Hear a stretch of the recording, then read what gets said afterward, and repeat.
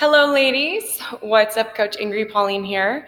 That is INGRIPAULINE. If this is your first time with me, you can find me on Facebook, Instagram, Twitter under that handle, Ingrid Pauline. I am your fellow woman at arms, I suppose. I'm the weightlifting coach and nutrition coach. I specialize in women's health. So me gabbling about myself is probably not what you came here for. So let's get down to business. What we're going to do today is we're going to talk about bar placement and setting yourself up for success during the squat. Okay, so you're at the gym, and if you're like most women, you're probably a little bit shorter than most men. So you're going to approach the squat rack, and as you can see, an animal was here squatting. This is huge. So here's what we're going to do. We're going to adjust it to the appropriate height. We're going to go through a setup, and then we're going to talk about where you actually place your barbell on your back as you're squatting. Okay, so we come up like this. A lot of women take the whole barbell down, put it on the floor, and then wrestle it back up after they've adjusted it, but I'll show you how the pros do it. We're just going to go ahead, unrack this, put it down to our height.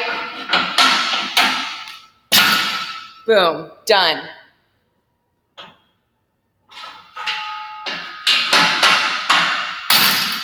You want to check to see that your barbell is not drunk, that both of these are on the same pegs on both sides. The ideal barbell height, I don't know, I'm a little bit different than most weightlifters. I like to choose the J-hook height that is just at collarbone length or right below. So a lot of times sometimes my squats the barbell will be right about here. Sometimes it's going to be about here. The reason why I choose to have it a little bit lower than higher is because the worst thing that can happen is when you're getting done with like an extremely heavy 5x5 and you come back and you have to get up on your tippy toes in order to rack the barbell down. No, what you want to do is, okay, you're just going to walk straight into the rack and then drop the barbell. Okay, that's why I always have it just a little bit below my collarbone in order for just sort of ease and comfort. So now that that's all done, we're going to talk about squatting. I highly recommend for those of you ladies with long hair that you actually put it up in a bun and not in a ponytail. Because I've seen a bunch of really wild things happen. Like there was this freak accident a couple years ago where this woman she was doing like thrusters or squats. She was doing squats extremely quickly. And basically her ponytail got wrapped around the barbell. And when she dropped the barbell, boom, it pulled her head with her. So although freak accidents are sort of an act of God and you can't really control for them, you can control what you can control. And that's just putting your hair up in an actual bun. Lucky for me, I have forgotten a hair tie, even though I usually always have one on my wrist. Okay, we're just gonna go ahead anyway. All right, so there's two kinds of squats. There's a high bar squat and the low bar squat.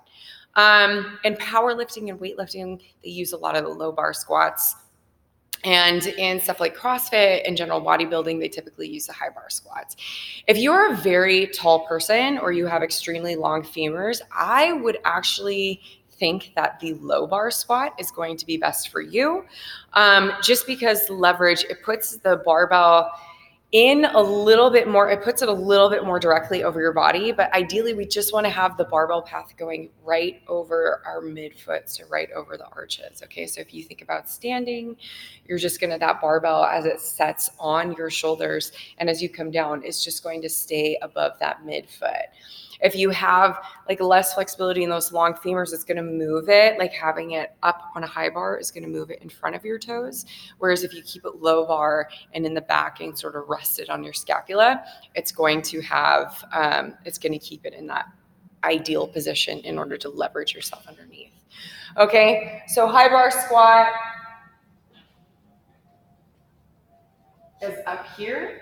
Of course, you see it's right where my neck meets my shoulders, okay? And then low bar is actually right on my scapula. As you can see, when I press for the low bar, When I rack myself for the low bar, I'm gonna press my elbows outward to make sort of a shelf for this barbell so I can just squat. Boom, okay? Personally, me, I like to keep it a little mid-bar, all right? That mid-bar squat, especially when I'm squatting heavy, when I'm 80% and above my 1 rep max, that mid-bar squat just sort of gives me a little bit more meat to rest the barbell on. And it lets me put my head forward so I can tuck my hips underneath myself. Boom, make a nice strong column, put my head forward and squat, okay? That low bar squat is just gonna be one of the best ways for you to move like a heavy amount of weight.